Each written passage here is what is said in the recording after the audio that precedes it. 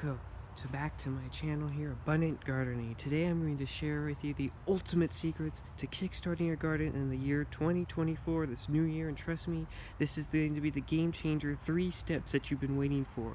So if you're ready to turn your backyard into a nice garden, stick around because what I'm going to share will set your gardening journey on the right foot. So first, go back and observe before you even start a garden.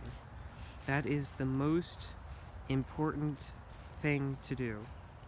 Observation.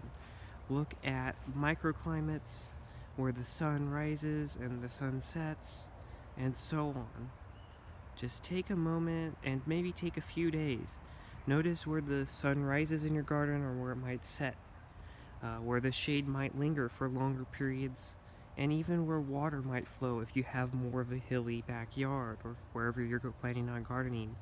And planning and understanding these little things will help you be able to place your plants in an area. Maybe it needs full sun, or maybe it needs part shade, or even full shade, and that will allow you to get the most and optimal growth.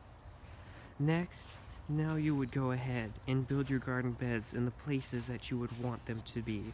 So here I chose this spot because it gets most afternoon sun, and I plan on planting a lot of sun-loving plants.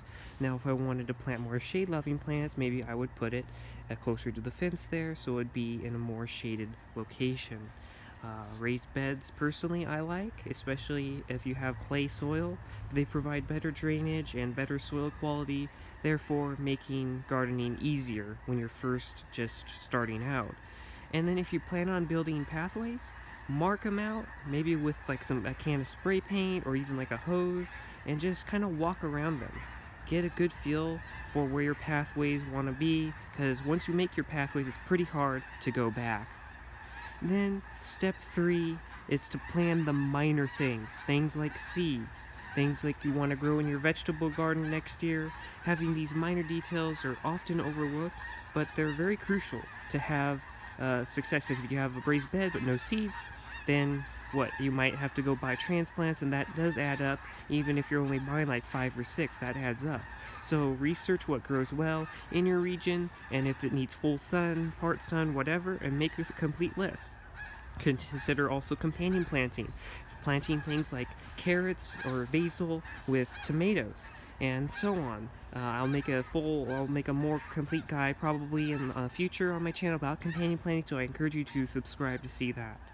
Order your seeds now in early January or mid-January to ensure that you have everything on hand that you want when it comes time to plant, and trust me, your future self will thank you for all the work that you're putting in right now. One mistake to avoid: decide on trees later. Trees make up the backbone and structure of your entire garden.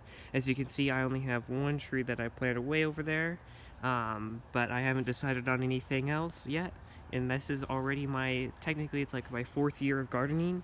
I've just expanded into like raised bed gardening, so that was last year, and you could see all my videos on that.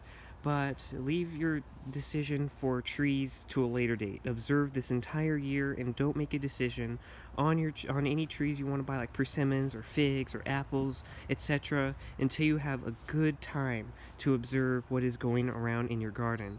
And this foresight allows you to prevent any issues. Maybe it'll shade out a raised bed or something that you didn't really foresee, and it will allow your garden to grow harmoniously. So I hope you liked this video and got something out of it. If you did, please like, share, and subscribe. And until I see you in the next video, happy gardening.